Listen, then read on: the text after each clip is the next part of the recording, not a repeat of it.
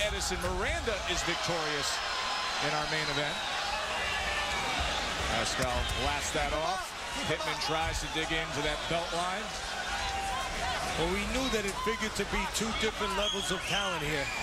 With Pittman, the lower level. Plenty of heart and gamemanship from Pittman, but a different class.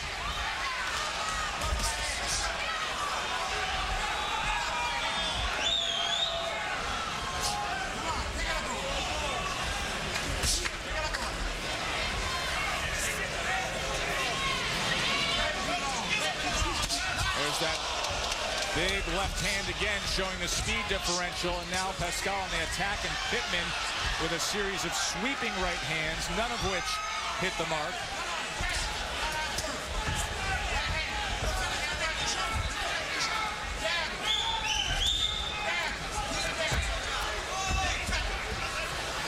Ali used to say you cannot hit what your eyes cannot see. With Pascal, you can't hit the person that you don't know where he's going to be. And for Pittman, that is the key to solving this problem. I think Pittman should probably feint Pascal, get him to move where he knows where he's going to be, and then try to hit him. Not just reach out for him. It's like groping in the dark. Want to remind you, we will be visiting with #1 heavyweight in the world, Vladimir Klitschko, live here in South Florida, plus Alan Green in studio, and Edison Miranda, David Banks in our main event. Another left hand from Pascal lands. Back to the jab now for the unbeaten Montreal-based contender. See, that's the problems that Pascal causes for you. You become a little tentative because you try to get inside, you get a little over anxious, you get countered with those quick left hooks. You lay back, you think about it a little bit, and while you're laying back, Pascal, he just beats you to the mark.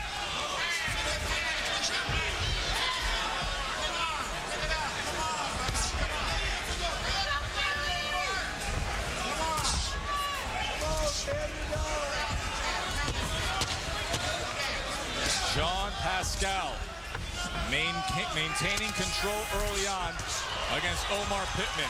End of 3. I started riding horses. Pickle alert.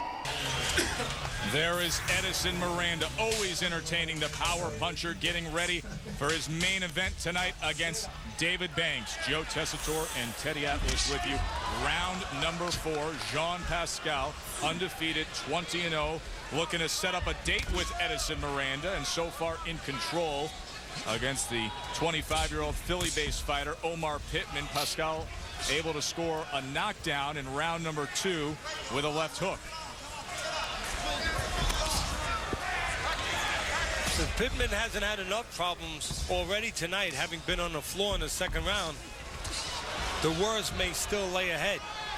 He's never been past 8 rounds. So that's in his mind too. I have to deal with this undefeated, confident fighter with all the speed in the world.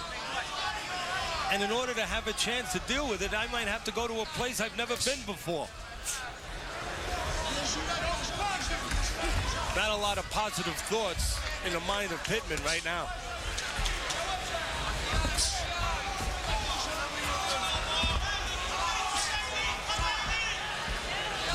Let's look at Teddy Atlas's scorecard. Of course, the 10-8 second round. So Pascal out in front, 30-26.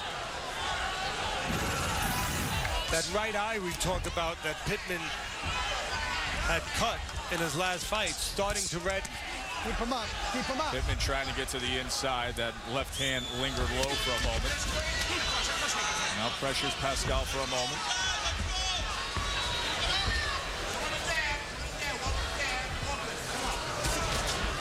And at the end of this round, we will visit with the #1 heavyweight in the world, Vladimir Klitschko.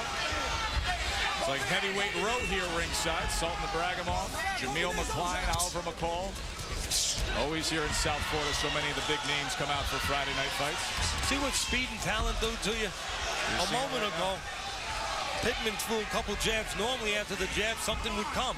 But he was not sure of himself whether or not he should throw anything else. Because when he's done it in the past, he's eaten leather. with the quick counter punches from Pascal.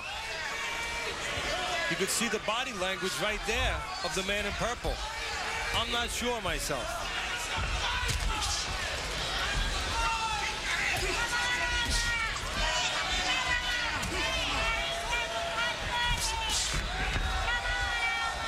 Pittman very game.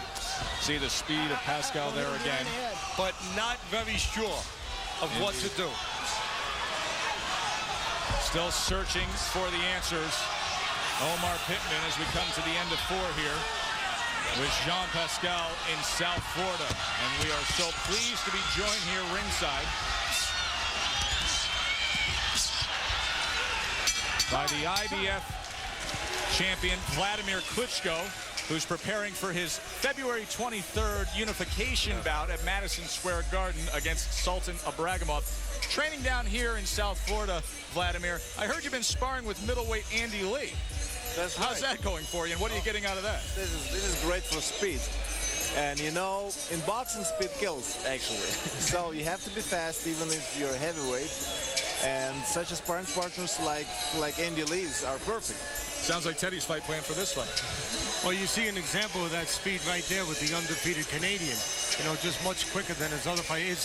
Has Andy Lee become a satellite yet? Have you launched him? Should we start looking for him on the internet somewhere? Maybe he's watching us, and I'll see him this Sunday. He's coming to the camp this Sunday. Good. What kind of fight are we in store for? What kind of fight do you think this is going to be, you against Ibragimov? This is first unification since 1999. Holyfield against Lennox Lewis at Madison Square Garden. That's going to be another one. And of course I'm excited about this unification because that's what I was looking for, and Ibragimov too.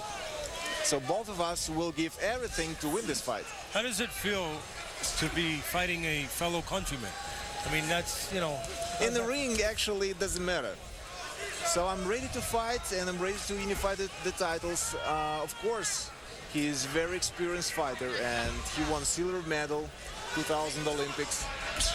And actually all of his fights, almost all of his fights, he won by KO. So he's maybe shorter than I, but he's fast, he's experienced, he is champion of the world. Well, one thing that's interesting, you just touched on it, he might not match up with you, obviously, in pro experience, but amateur experience, he matches up pretty close with you.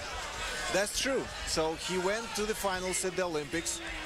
Unfortunately, he lost at the Olympics in the finals, but anyway, it's very difficult to get to the finals, but he did it. More of the same here in round number 5 from Jean Pascal in the burgundy trunks, undefeated Montreal-based fighter, taking on Omar Pittman. A night of super middleweights here on Friday Night Fights. Alan Green in studio, 7th in the world. Edison Miranda still to come.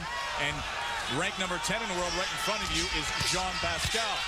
3 consecutive left hooks from Pascal. Joe and Teddy, glad to be joined by Vladimir Klitschko, the IBF champion, who's preparing for his February 23rd bout against Sultan Ibragimov. Good right hand from Pascal. Let me ask you this, because you received some criticism in the course of the past year. What is your reaction from the criticism from fight fans and some of the media who say that your 2007 was just too easy and it didn't really offer up anything to the sport? I can't give you any comments on it. I did everything what I have to do in the ring. I won my fights, and that's what I'm going to do in the next years because I want to be undisputed champion. It's very difficult to accomplish this goal, and I understand that I have to work hard. Sometimes the fights go fast in the heavyweight division, but you know what I can do for it? You just do whatever. But what about the quality of the opponent, though? I mean, you committed to, at this point, unifying titles, best fighting the best? Actually, Ray Austin, that was the first fight in last year in March. He became number 1 at IBF, so I have to fight him, and he won actually by Ibragimov. And so the second fight was Lamont Brewster, actually the guy who beat me 3 years or 4 years ago. So this fight was important to me too. And to win this fight as soon as possible, important too. We wish you all the best.